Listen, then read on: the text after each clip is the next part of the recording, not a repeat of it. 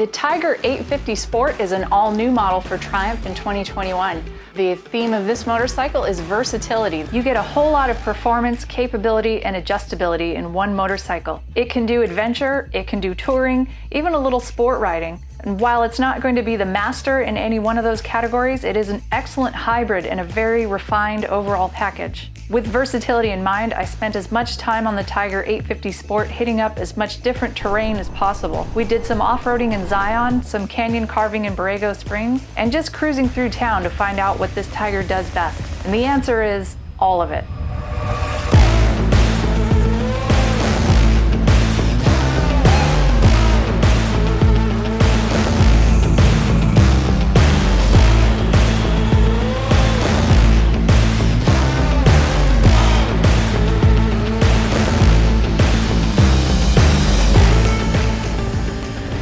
Shining point of the Triumph Tiger 850 Sport is definitely the motor. It's based on the same motor as the Triumph 900 category, which has multiple offerings.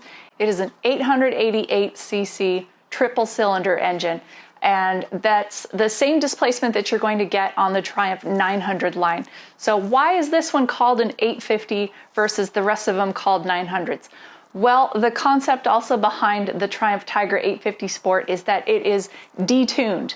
What does that mean? It doesn't pack the exact same punch. It doesn't have quite the horsepower, quite the torque, but it's only 5 or 6 less looking at it on paper.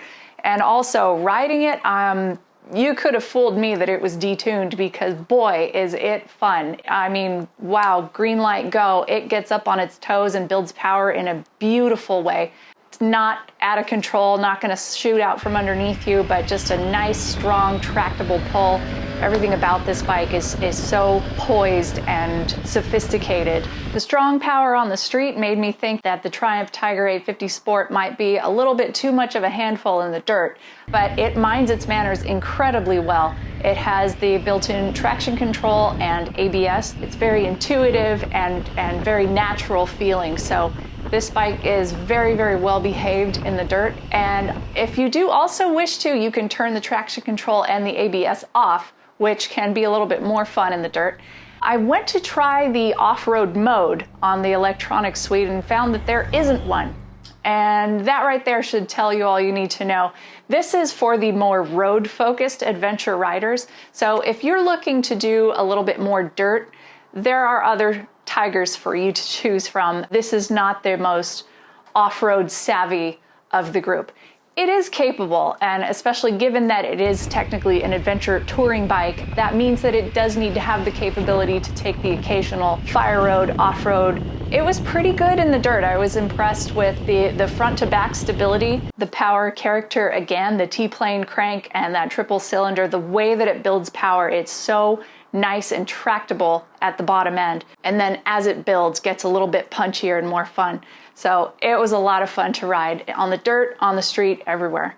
On the road, through the turns, definitely such a blast there as well. Very willingly leans into those turns. So you're not going to be hanging over the side and dragging a knee, but it does have its lively sporting character to it, and it'll get grooving in those canyon roads. And again, such a blast, especially just with that nice roll on power. And it just has such a nice wide spread. It allows you to be lazy with your shifting, or if you want to like stay on top of the gears, then you can be shooting in and out of turns. Again, versatility is just so key on this bike. You can cruise with it, you can wick it up if you want to.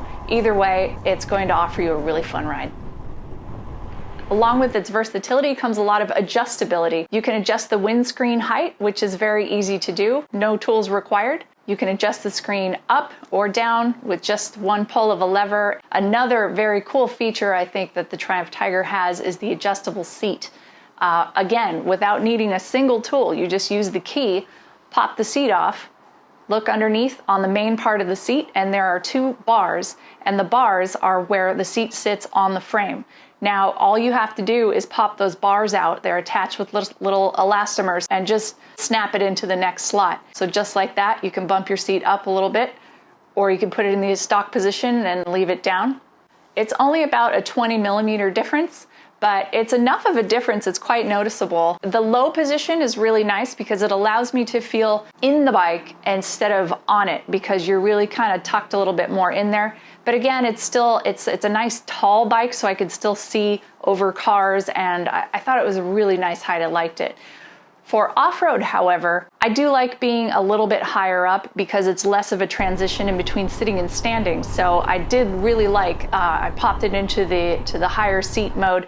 Could still touch the ground with both toes on either side. I'm 5'8", and that was easy enough to do for me. But it's just a little bit of a boost, like maybe you're sitting on a phone book and it just gives you a little bit extra height, little bit taller, and it also made the reach to the bar a little bit easier because you're just up a little bit higher. Because when you're sitting, that reach forward is a little bit far. Along with being detuned, the Tiger 850 Sport is considered a base model in the Triumph lineup. And again, if I hadn't seen any of the other Triumph Tigers, I wouldn't have known this. I think that it's an excellent fit and finish. It has a beautiful level of sophistication and premium components. One of those examples is the front brake. The front brake they did not skimp on. This is the full dual disc Brembo Stylema brake setup. And these are the same brakes that you are going to find on a lot of very aggressive superbikes. On the chassis side, the fork up front is a 45mm Marzocchi fork. It is non-adjustable. It has a very nice plush feel to it, soft enough, and it really soaks up the bumps on the road. It's very comfortable, but it's not adjustable, and I did find it a little bit soft, especially when paired with that really strong front brake. What happens there is that the second you touch the front brake, the front wants to dive a little bit. And that did kind of throw me off in a few places, especially when you're coming in setting up for a turn, get on the brakes a little bit and the front wants to pitch forward. I would like to have been able to dial in a little bit more hold up on the fork, make it a little bit stiffer so that it doesn't want to push down and change the geometry of the bike as you're going into a turn. I'm sure for a more experienced rider that sort of thing isn't an issue, but I'm novice-ish on the street, and so I think I need all the help I can get there. So I would have appreciated being able to adjust the fork a little bit, especially when it's paired with such a strong front brake. So on what is considered the base model version of the Triumph Tiger lineup, what else are you not getting? Well, it's mainly going to be a lot of adjustability with the chassis, the suspension, and also the electronics package. In all, Triumph managed to keep the price down and the versatility high on the Triumph Tiger 850 Sport. Even as what's considered a base model, I think it has a great quality finish and sophisticated componentry on the bike. Everything on it says premium quality, and it's pretty incredible to me that you can get all of this for $12,000. There are some dirt bikes that are not even street legal that are approaching $12,000.